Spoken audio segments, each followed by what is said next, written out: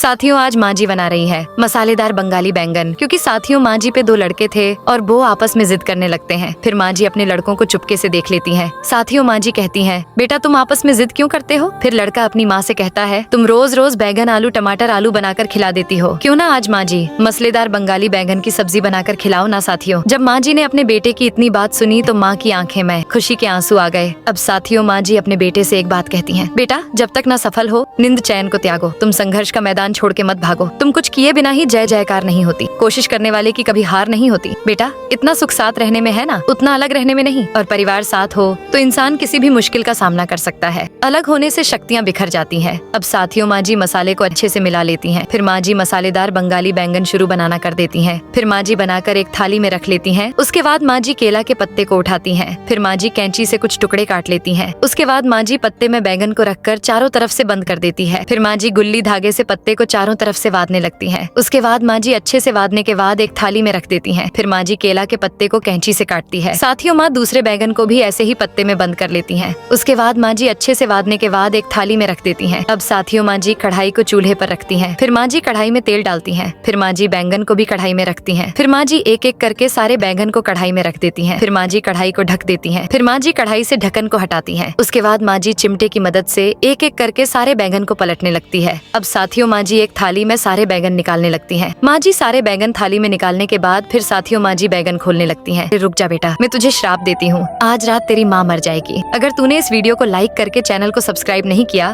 तो और कमेंट में जय माता दी नहीं लिखा तो। लास्ट में माँ जी ने मसालेदार बंगाली बैंगन काफी अच्छे बनाए।